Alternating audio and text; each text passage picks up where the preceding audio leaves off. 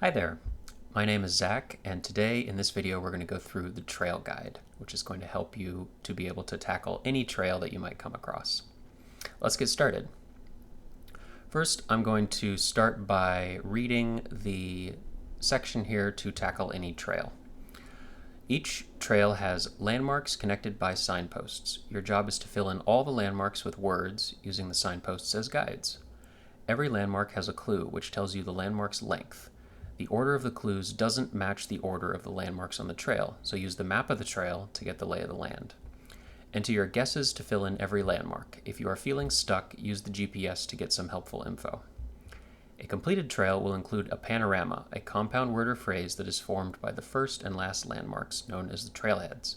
The trail's name will relate to its panorama. Alright, so there's a lot of jargon in there, and just want to break it down.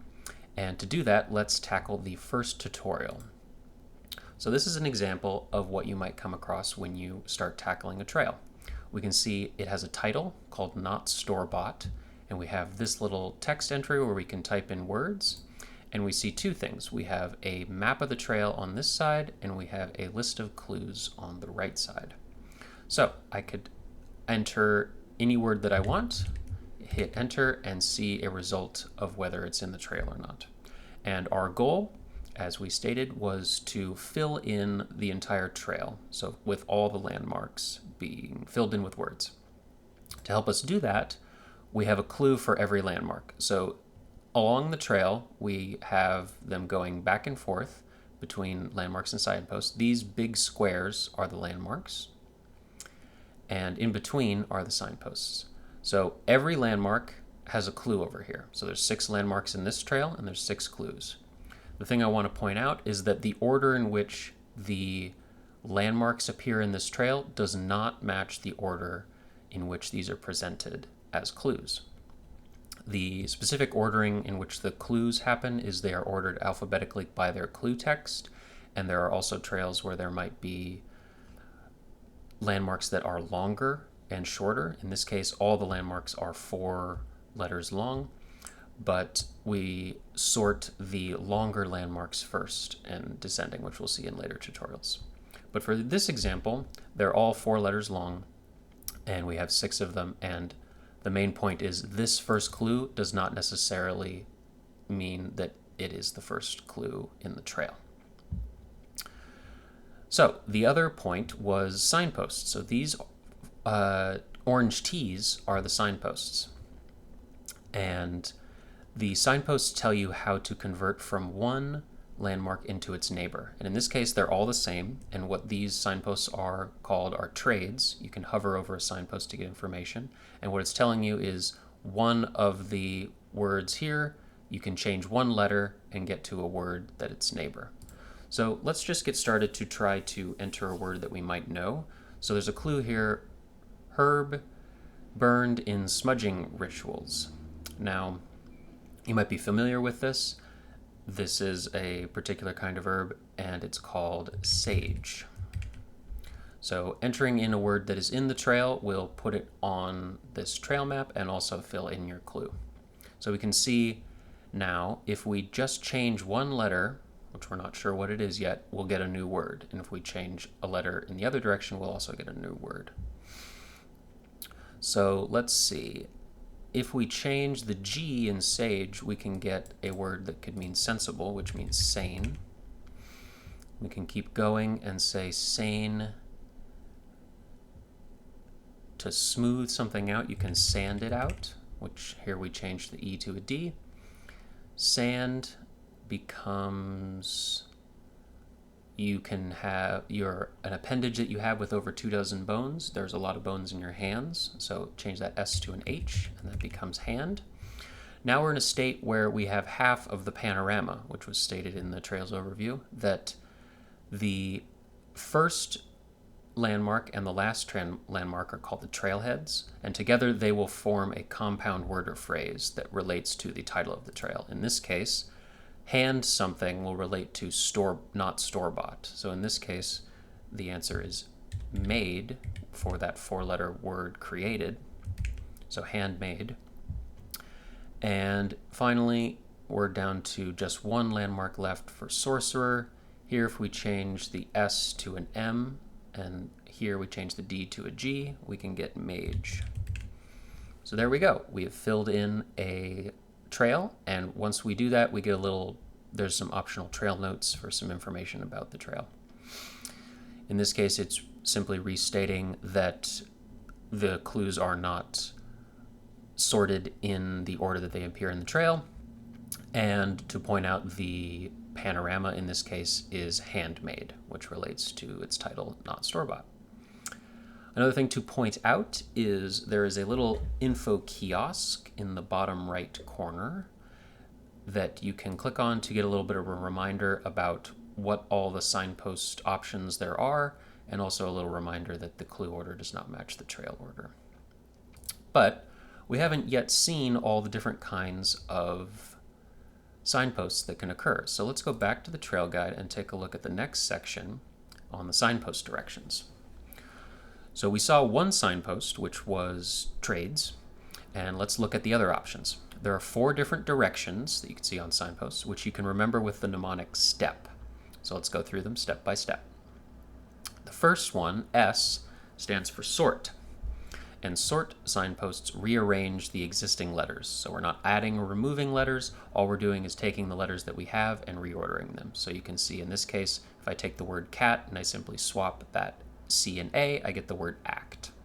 Or in this case, pause, I am completely reversing the letters in this case to get the word swap. So you can think of this similar to having a set of Scrabble tiles that you just rearrange the letters that you have to make a new word. There'll be a note at the bottom of this, but just to state it up front, these could have been discovered in an alternate order. So every signpost direction is reversible. So I could have come across this trail and filled in the word act and seeing a sort and have to rearrange it the other way. So there's no specific directionality to a signpost. You can solve it in any order. Trades we've already seen. And to be more specific, signposts that are trades change letters in place. However, you can have more complicated trades. So we saw single trades in the first tutorial where we were just changing one letter. So we have here the example cat. We change that T to become an R and we get the word car. We can have larger trades. So in this case, this is a double trade. So it's telling you it's going to trade 2 letters. Here the A becomes an O and the T becomes a B, so we go from cat to cob. Again, we might come across and see the word cob first and have to change it to cat, all based on the clues that we see. Going one step further, we can have triple trades, which we're changing 3 letters in place. So here the F becomes an S, this E doesn't change, the L becomes an R, and the I becomes an E. So here we changed the F, L, and I, a triple trade. The E in STEP stands for echo, which is for words that rhyme with each other. So if you have a signpost with an echo, both neighbors will rhyme with each other. So as some examples, cat could rhyme with bat, cat could rhyme with chat, or cat could rhyme with mat. The final letter is P. P stands for pack, and pack is where you are toggling letters, so plus or minus, leaving other letters unchanged. Similar to trades, you can have large packs, so let's go through that. This is an example where I am adding an O. All I've done is I haven't reordered any of the letters, I've just stuck an O right in between the C and the A to go from cat to coat. I can also come across words where it's a larger word and I will have to deduce that I have to remove the letter.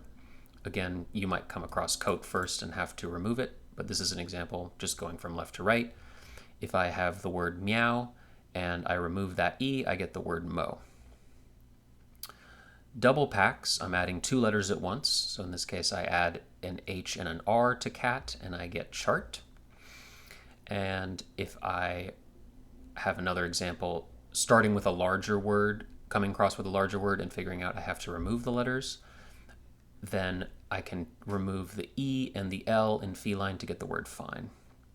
And finally, some examples for triple packs is adding 3 letters at once. I can just tack on a TLE at the end of cat to get cattle, Or I might come across feline, have to remove letters. In this case, I remove the E, the L, and the E to get the word fin. So the main point with packs in terms of reversibility is that you have to deduce when you come across it whether you're in the state where you're going to have to add letters to the word you found or remove letters. But in both cases, you are adding and removing the same letters, either 1, 2, or 3. Okay, so that is a look at all the possible signposts we might come across. So let's take a look at another tutorial that uses a few more signposts. So here we are, we have a trail with 7 landmarks, so we have 7 clues here, and we have some new kinds of signposts. So we have our old friend of a single trade, we have a triple pack, so we're going to add or remove 3 letters here, and then we have a bunch of echoes, so a bunch of letters that are a bunch of landmarks that are going to rhyme with each other.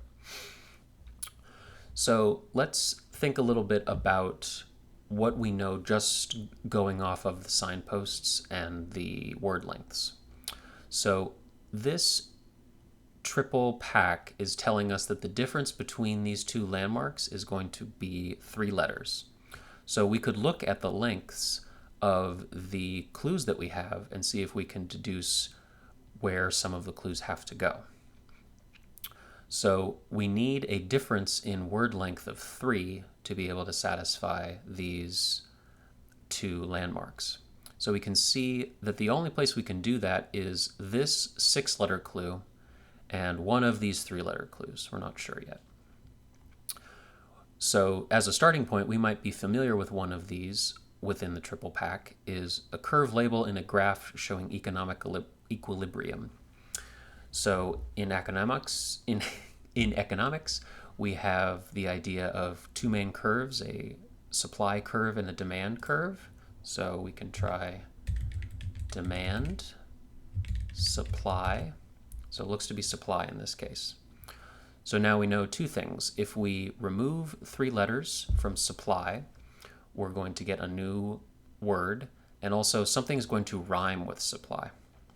So kind of the ply sort of thing is going to rhyme with these other clues. And we know that this is going to be a smaller word because we don't have any 9-letter words in this case. So it's going to be one of these 3-letter words. We might be able to deduce that, but let's look at some other things that we might be familiar with just to get our toehold. So a dessert eaten to celebrate a March 14th holiday. March 14th is 314, which is the start of pie, and so the dessert you might eat is a pie. So here we have part of the echo that we've gone off, and we see that supply, pie, things are going to rhyme in that way. So see ya, that could be buy. Shade of blue, that rhymes, so that sounds like sky. In this case, that's not actually where it goes. So the sky is up here, and we're going to connect it with a trade somehow. So we're going to find some other words that are rhyming. We also have the start of the panorama now. So it's sky something related to up and away, and it's going to rhyme with pie, buy, and supply. So you might be able to deduce that that is high, in this case related to this clue here. And we have 2 left. So we have one more thing that's rhyming with pie and buy. Resist, a 4-letter word for resist that kind of rhymes with all these, could be defy. And here we are removing 3 letters or changing 1 letter in sky. You might be familiar with the wordless comic strip published in Mad Magazine that's called Spy versus Spy. So here what I've done is I have removed the U, one of the P's, and the L to get spy, and here I've changed the K to get the P, spy. All right, let's read a little bit of the trail notes. The trail uses 3 different directions, trade, echo, and pack. Yes, it does. Notice the pack direction toggles 3 letters. All signposts are reversible. We went over that. If you need some help, use the GPS to get information about unsolved landmarks. Okay, so we haven't used the GPS yet, but why don't we read about it and then we can jump in and see how that could have helped us. So down here, we have a section on using your GPS. If you get stuck along a trail, you can use your GPS to get helpful information. So what the GPS will do is it will provide information to you about landmarks that you have not solved yet. And there's a couple of things it will do for you. So one thing it will do is it'll show a connection between an unsolved landmark and its clue. So it will show you, again, the clues and the order in which they appear in the trail do not match each other. So if you use a GPS, it will connect one of the clues to one of the landmark trails, which will help you be able to narrow in on what its options might be. And then as you use the GPS more, it will provide guidance on how to interpret different signpost directions. So it will work off of landmarks that you've already solved or have been hinted to you, and it will tell you how you might interpret these different signposts. And finally, if we are all out of possible information to provide, we can fully reveal a landmark using the GPS. So let's take a look at how that works in the tutorial that we just did for Up and Away. So if we start and we're not sure where to begin, we could start by using the GPS, which is always available to us. So if we use the GPS, the first thing it's going to do is tell us a connection between one of the landmarks on the trail and one of the clues. So in this case, it's telling us explicitly that this clue is associated, this clue is associated with this landmark. And we might be able to figure out just knowing a three-letter word for see ya is bye. And we might be in a case where we are still confused about what to do. If we keep using the GPS, it's going to start telling us how to interpret some outstanding signposts that are connected to landmarks around things we've solved. So we have this bye that we've solved, and if we use the GPS again, it's going to signal to us that there's a little information that you could learn about this echo specifically. And what the echoes will tell you is it will tell you the start of both words. So this is telling you that one of the words starts with B and one of the words starts with S. So in this case, we have the B, but we don't know what the S is. So we know that this is some word that rhymes with bye and starts with S. In this case, that was the word supply. So that might be a tough one to get. We can keep going with the GPS and say, here it's going to fill in the other signpost that's connected to what we have, the by and the D, so that was defy. Again, every time we have outstanding signposts, it's going to reveal to us how to interpret them. So if we ask again for a GPS, we're going to get defy and P, so something with P, that was pi. And we got sky high as the panorama. Let's use a GPS again. This should reveal this trade, and it will tell you that a K is being traded for a P. In this case, we know that our K is going to be traded, since we don't have a P in this word, so it's going to become a P, so we can deduce that the answer is spy. And finally, we hit a hint, and we get LPU. So this is telling us the three letters, which in all cases, all the signpost information is sorted alphabetically. So this trade is telling you the K first because K comes before P. It's not necessarily that the K is going to be the left on the right. In this case, LP and U are being added and removed between these two words. And we might still have some trouble, not sure how to do that, we're telling us that it's something that rhymes with by, starts with S, and if we add LP and U to spy, we get the new word. We might still not be sure how to do it, and in this case, we have exhausted all the possible hints that we could provide, and that's why this GPS button has turned red, signaling that if you start using the GPS, it's going to reveal any missing landmarks that you have. So why don't we go ahead and do that, and it will fill in that the answer was supply. So that's a look at the hint system. The basic point is it's trying to provide, if you're feeling a little stuck, it can provide some guidance to you, not just in terms of connecting clues, but also telling you how to interpret the signposts. And if you're feeling really lost, it can help you fill in the trail. The next section talks a little bit about sharing your travels. So this isn't present in the tutorial, but when you're in the main page and going through trails, after you complete a trail, you can copy what is called the travel log of your results. This is similar to some other puzzle games where it uses emojis to explain how you did on tackling that trail. So the trail will show the order you solved the landmarks and the trailheads, where the landmarks that are just within the trail are signaled with this straight pin, and the trailheads are signaled with the push pins, so the order in which you solve them. And it'll also signal whether you used the GPS to connect or fully reveal any landmarks. So if you use the GPS to connect up the landmarks or to interpret how the signposts work, that will add a compass emoji when you do that. Or if you end up fully revealing a landmark instead of showing a trailhead with a push pin or a landmark with a straight pin, it will show it as a SOS red square. For more experienced travelers, you can get what is called a perfect trek, which is tackling the trail without using your GPS, which by itself will give you a little medal, and you will discover the panorama first, which you get a little boot for. So that means when you go and enter a trail, the first things that you solve are the first and last trailheads, and that you solve all of the landmarks without using any GPS assistance. So we can go through an example of that for this final tutorial. So this tutorial, we can see, has 10 landmarks. It's called A Little Bit of Everything. And we might be able to start and find that a 3-letter word for combine is mix. And we see that that, in this case, is the last trailhead. So we're saying a little bit of everything is something mix.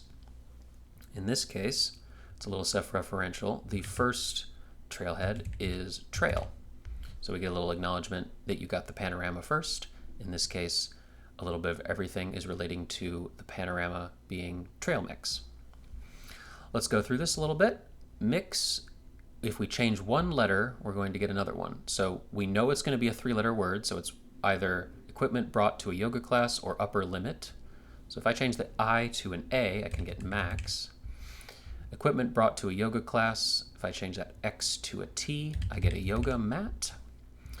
And let's say I'm a little confused about how I might go with this adding a letter to get met or removing a letter. I can actually check. There's no 2-letter words allowed. If we type in hi, that's too short of a letter, or too short of a landmark. Landmarks are at least 3 letters long. So let's try the other side. So something that rhymes with trail. Well, a slow critter could be a snail, and that rhymes with trail. So that seems to be good. Now I have a pack here, and I know I'm going to remove a letter from snail. And I can see the word nail. I can see sail. Let's see what we have for clues. So rail car, doesn't sound great. Shopping center, stumble. Travel by boat. You can sail to travel by boat, so that sounds good. Now we have a double trade. That's sounding tough. Let's go back to our pack here. So I'm adding a letter to get one of these 4-letter words. Travel by mail, that doesn't look great for Matt. Stumble. Shopping center looks good. You can go to a mart. Now we're getting somewhere. We can reorder all the letters in mart to get something. And I can see that that's looking like a rail car. So in this case, it's tram. And now we are down to 2 landmarks that rhyme with each other. So one is stumble and one is travel by mail. So those both have to rhyme, 4-letter words, and we're trading. So it looks like in this case, it is trip and ship. So if I travel by mail, I can ship something. In this case, I'm changing the A to an H, the L to a P, so that'll get me ship. And I change the A to an I and the M to a P, and I get trip. So trip and ship. Cool. So we get a little perfect trek acknowledgement. And if we would share a travel log of this, we would have a little medal and a little boot, just to acknowledge that we did the best that we could in terms of tackling this trail. So that is a look at how Trails works. Let's go through a few tips and finer points. Feeling a little daunted about setting off? Here are some suggestions to keep in mind. Find a toehold. Some landmarks and their clues will jump out at you immediately. Working with the clues you know is a good place to start your exploration. So if you feel a little daunted, unsure what to do, try to look at the clues and see if there's ones that you can get outright. And that's a good place to start because then that will start filling things in for you. Number 2, read the signs. Signposts will help you figure out nearby landmarks. Use them to your advantage. So once you have a little toehold, you can start to interpret the signposts and see how those connect to the clues. Number 3, take in the view. The trailheads will form a panorama which will be related to the trail's name. You can use this to make progress on trickier trails. So every trail will have a name, and that'll always associate with the first trailhead and the last trailhead. So it might make a compound word, like it might be pine and apple to make the word pineapple. However, it might also be a more secret word, like the word action could be combined of the word act and ion. So something to be on the lookout for, to look at the first and last trailheads to interpret the panorama. Number 4, get your bearings. If you're feeling stuck, check your GPS for a little guidance. So the GPS is always there for you. If you want to use it, you can get information about how to interpret which clue goes where, how to navigate the signposts, and if you're feeling really lost, it can help you fill in those tricky landmarks that you're having trouble with. So now some finer points about some of the points in the Trails puzzle. Each landmark will be one word at least 3 letters long. Landmarks in a trail are unique, so when you type in a word, it will only be for one landmark, so you won't have something that activates multiple landmarks at once. Clues are sorted alphabetically by their clue text and grouped by the landmark length, longest landmarks first. So this was the thing we went over. It's showing all of the clues not by the order in which they appear in the trail, but alphabetically by the text of the clue, where the longer landmark clues are displayed first. A signpost will only have at most one direction, one letter in step.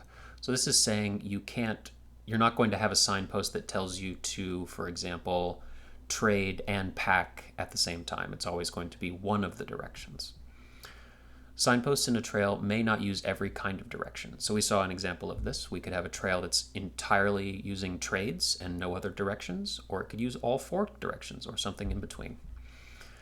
Going between landmarks, a pack direction will only ever add or remove letters, never both. So this is a corner case to explain when you have larger packs that we are only in one direction adding letters and in the other direction removing letters. So to make that point, we can't take the word cat, add 2 letters, and remove 2 letters.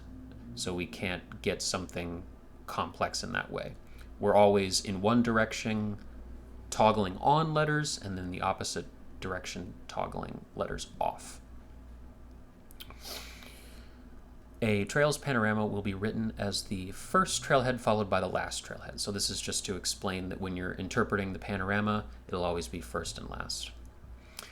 Here's a list of GPS info provided by Signpost Directions. So for when you're using the hints and it's filling in and sharing info for you about how to interpret the signposts, each direction will give you different information. So sorts will share the ends of the neighboring landmarks. Again, they say this here, but they sort alphabetically.